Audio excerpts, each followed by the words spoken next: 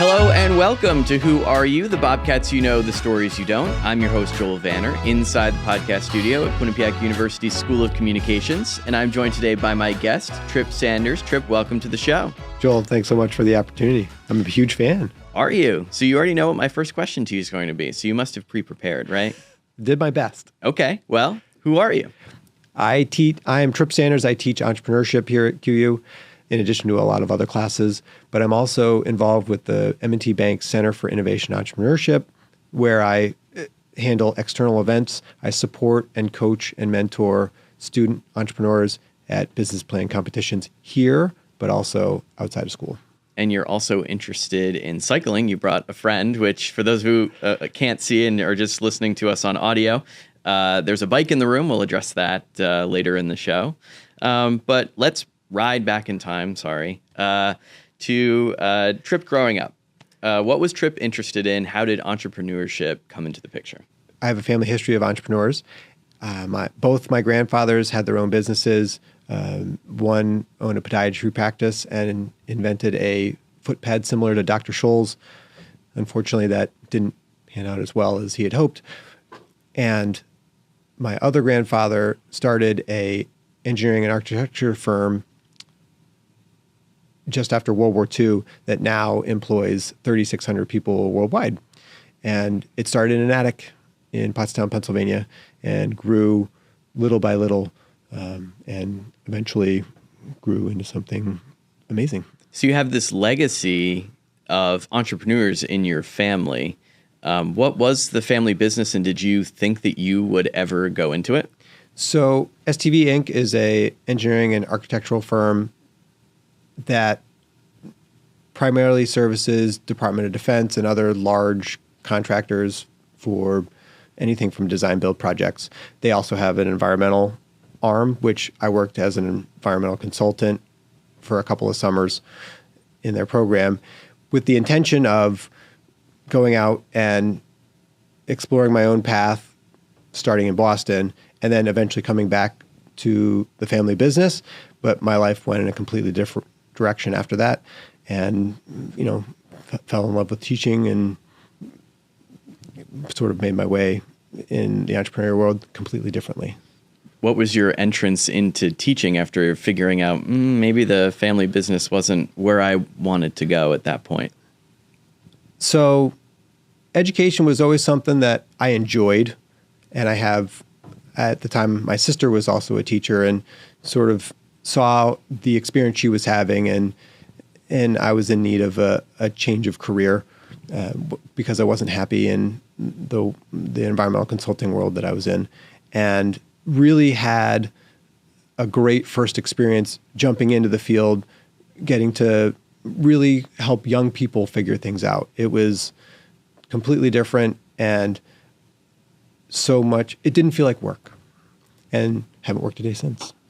Did you have, after getting that teaching experience, did you have experience of your own, starting some of your own companies? What has your entrepreneurial journey been like? So it took a while.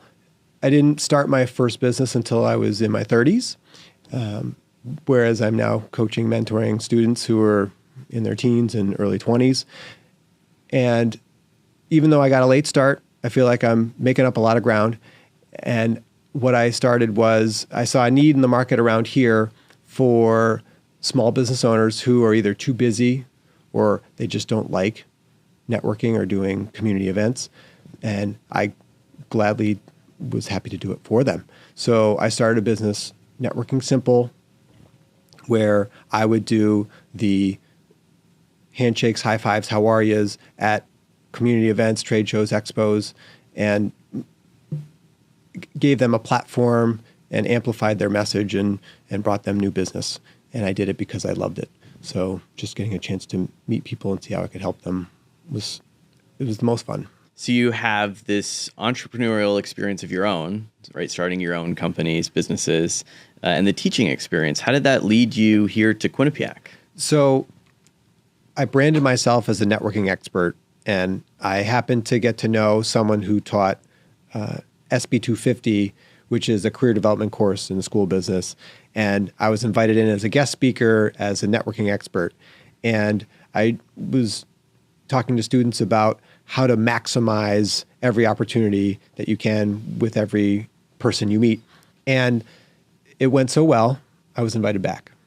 And then at the end of the semester, I was invited back to speak to, I believe, if not all the SB 250 classes that semester, all but one.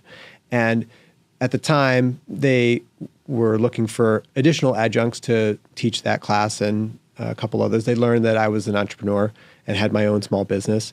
And they said, oh, we also have this ENT 210 Introduction to Entrepreneurial Thinking class that needed coverage. Would you be willing to teach that too? Absolutely. Thank you so much. So that was how I got my start and haven't looked back. What are some of the avenues at Quinnipiac available to help students build that entrepreneurial mindset? So through the center, we have our elevator pitch competitions that occur in both the fall and the spring, and a lot of external ones for that other universities and consortiums put on that we encourage students to apply for and then support, mentor, and prepare for those. Those seem to be the most transformative ones that take a student with an idea and really explode it into more than just at the end of the semester, that was fun, let's move on. It becomes a real business after that. For those who may not know, what goes into one of those elevator pitches and how does it help them think and get in that mindset? So have you seen Shark Tank? I have, yes. So it's a very similar process. We run students through the gambit of knowing their business inside and out, knowing themselves inside and out, and just practicing not just to convince a judge, but convince themselves that they're really serious about this and really actually doing it. And to me, that's the most authentic piece of how students really learn, because it's a challenge.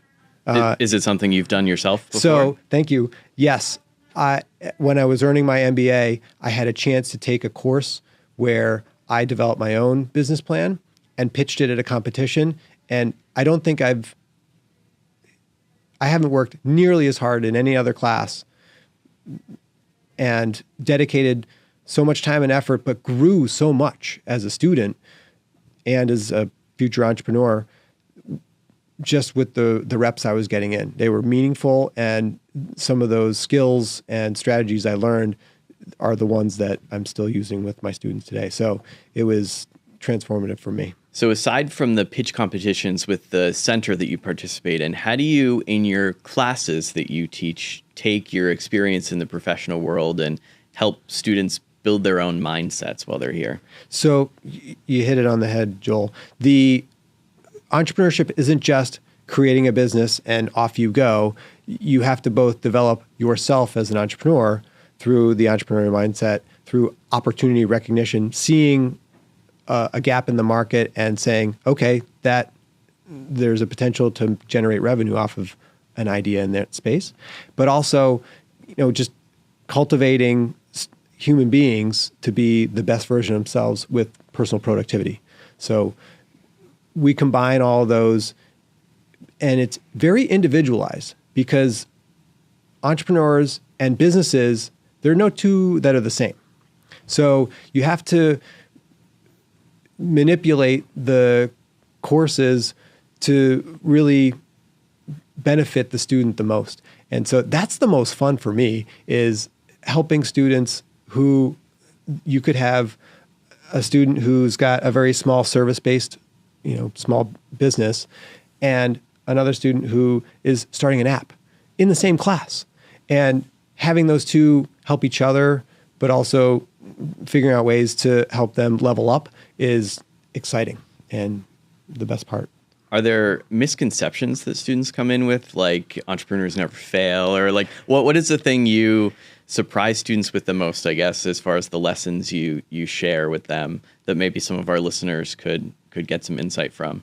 So a lot of students come in expecting to be successful right away and thinking, oh, this idea I've got is going to be a winner. And they show up and start with that idea and do nothing with it, and then can't figure out why it failed. So I always like to have students rid themselves of that idea it's the $1 million idea. It starts with problem recognition and creating a solution to solve those problems that customers are having. And once the student figures that out, then it usually has an incredible chance for success after that. So we've talked about mindset, the journey of an entrepreneur. We're going to address the bike in the room. Your journey to work is often by cycle. Tell me how that relates to you being an entrepreneur and your experience and who you are as a person. So I'll start by saying it's my favorite commute of all time. It's 7 miles door to door. And I arrive at QU after having biked here happier, healthier in most cases, and certainly more alert and awake and the best version of myself when I step into the classroom. So I have we've had 30 classes so far this semester. I've probably pedaled 25 of them. Wow. What do your students say when you come in? Am I tired? Yeah. They expect it after the first class? No. Like I said, I get a shot of adrenaline from doing that. So it's fun because, as an entrepreneur, it's something that I do to help it serves mental health. It serves my overall physical health.